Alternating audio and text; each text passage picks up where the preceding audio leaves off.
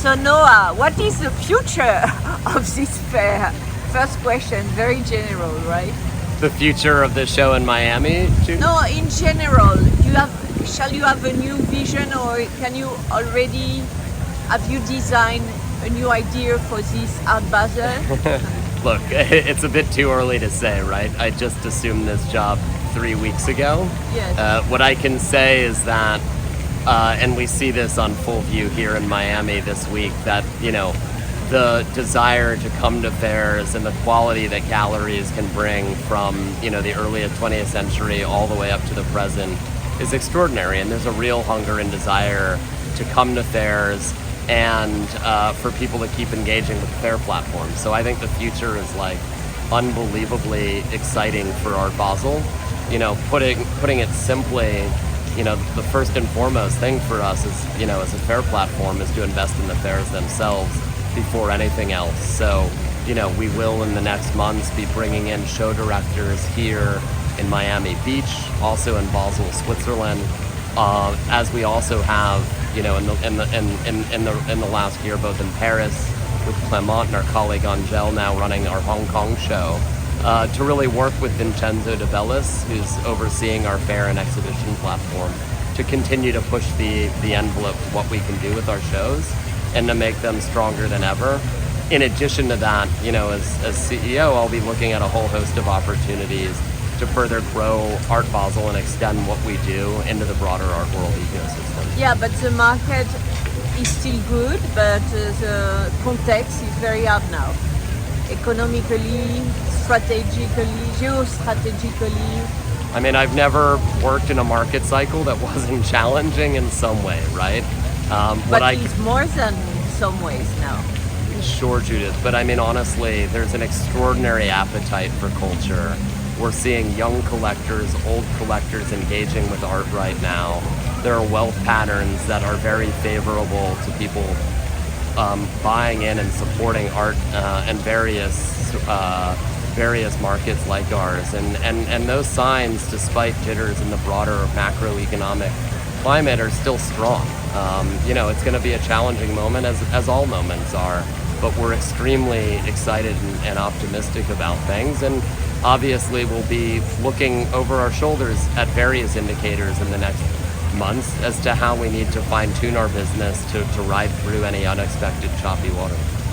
And in Paris, the mood was about speaking a lot about the marriage between art and luxury.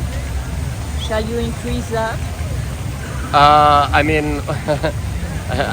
think we're interested in how art can grow into broader audiences. I mean, in Paris, of course, you have that conversation because Paris or France is the luxury capital of the world. And so there are opportunities to do more clearly in that vein there. But, looking at Miami through a different lens where you have the design district flourishing and a whole market of art, design, architecture here that's exciting. You also have a totally replenished base of collectors and people living now in the greater Miami area, just in a totally different lens. It's extremely exciting and important for our business. And there that spans not only luxury as perhaps in Paris, but technology, entrepreneurialism. And, if you speak to the people running museums, whether it's the BAS or the ICA or the Perez here, the amount of interest they have from younger and newer patrons of the arts coming in to support their institutions is extraordinary. And for us as a business, that is the future of our business.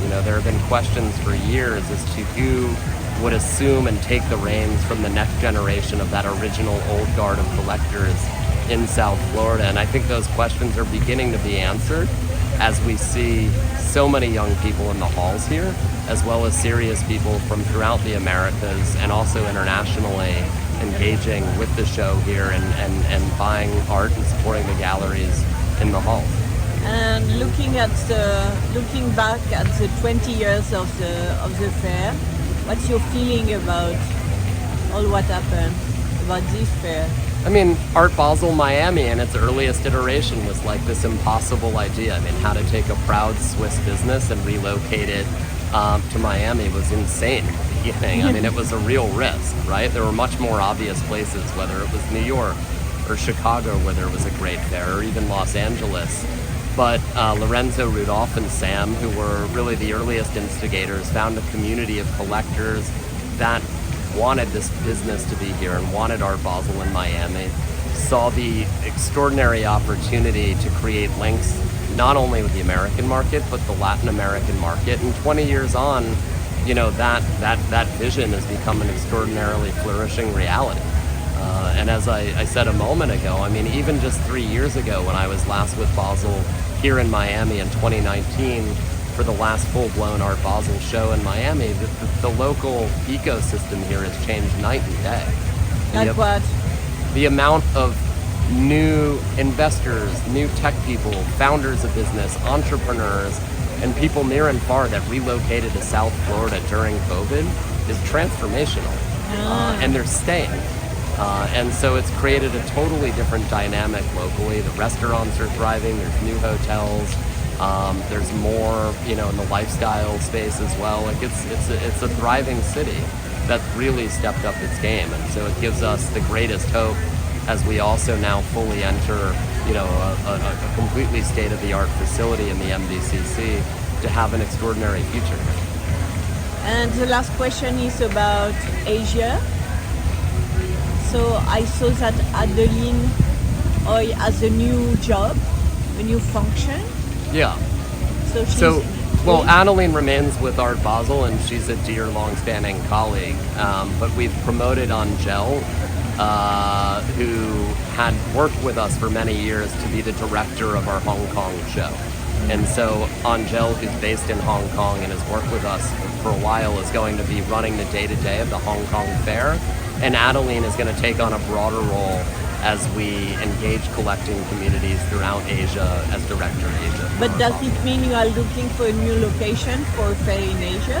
No, it doesn't at all. It means that Asia is a wide area with extraordinary potential, but as you know as well, it's very complex and it's far-reaching, and Adeline is going to be cultivating relationships with collectors and institutions. We've done engagements with Sea Focus in Singapore, with Tokyo Art Week earlier in November. And so, you know, there's a lot of opportunity broadly in Asia that we're going to continue to explore as we continue to invest in the core show in Hong Kong every March. So you keep on believing about Hong Kong? Absolutely. Merci, monsieur.